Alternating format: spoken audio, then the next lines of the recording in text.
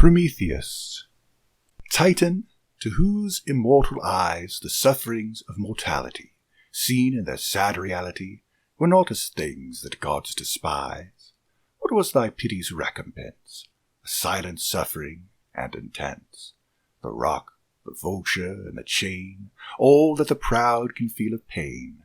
The agony they do not show, the suffocating sense of woe, which speaks but in its loneliness, and then is jealous lest the sky should have a listener, nor will sigh until its voice is echoless.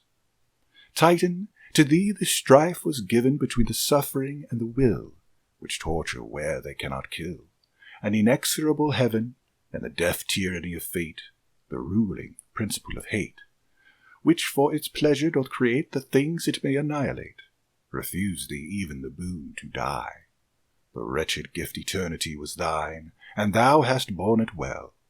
All that the thunderer wrung from thee was but the menace which flung back on him the torments of thy rack. The fate thou didst so well foresee, but would not to appease him tell, and in thy silence was his sentence, and in his soul a vain repentance, and evil dread so ill dissembled that in his hand the lightnings trembled. Thy godlike crime was to be kind, to render with thy precepts less the sum of human wretchedness, and strengthen man with his own mind. But baffled as thou wert from high, still in thy patient energy, in the endurance and repulse of thine impenetrable spirit, which earth and heaven could not convulse, a mighty lesson we inherit. Thou art a symbol and a sign to mortals of their fate and force. Like thee, man is in part divine, a troubled stream from a pure source, and man in portions can foresee his own funereal destiny, his wretchedness and his resistance, and his sad unallied existence, to which his spirit may oppose itself, and equal to all woes, and a firm will and a deep sense, which even in torture can descry its own concerted recompense, triumphant where it dares defy, making death a victory. Manfred, Incantation.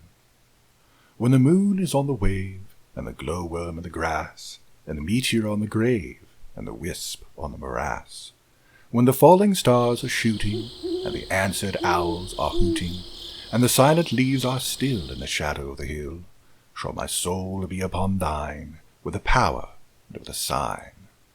Though thy slumber may be deep, yet thy spirit shall not sleep. There are shades which will not vanish, there are thoughts thou canst not banish. By a power to the unknown, thou canst never be alone. Thou art wrapped as with a shroud, thou art gathered in a cloud, and for ever shalt thou dwell in the spirit of this spell. Though thou seest me not pass by, thou shalt feel me with thine eye as a thing that, though unseen, must be near thee, and hath been. And when in that secret dread thou hast turned round thy head, thou shalt marvel I am not as thy shadow on the spot, and the power which thou dost feel shall be what thou must conceal.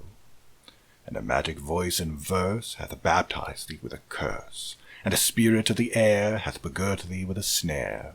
In the wind there is a voice shall forbid thee to rejoice, and to thee shall night deny all the quiet of her sky, and the day shall have a sun, which shall make thee wish it done. From thy false tears I did distil an essence which hath strength to kill. From thy own heart I then did wring the black blood in its blackest spring. From thy own smile I snatched the snake, from there it coiled as in a brake. From thy own lip I drew the charm which gave all these their chiefest harm, and proving every poison known, I found the strongest was thine own.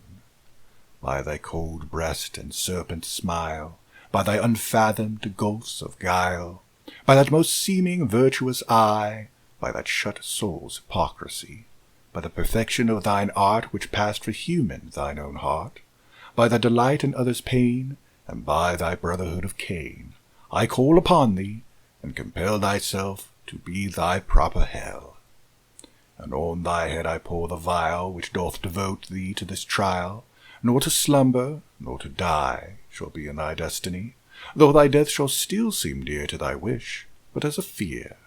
Lo, the spell now works around thee, and the clankless chain hath bound thee. O'er thy heart and brain together hath the word been passed. Now whither?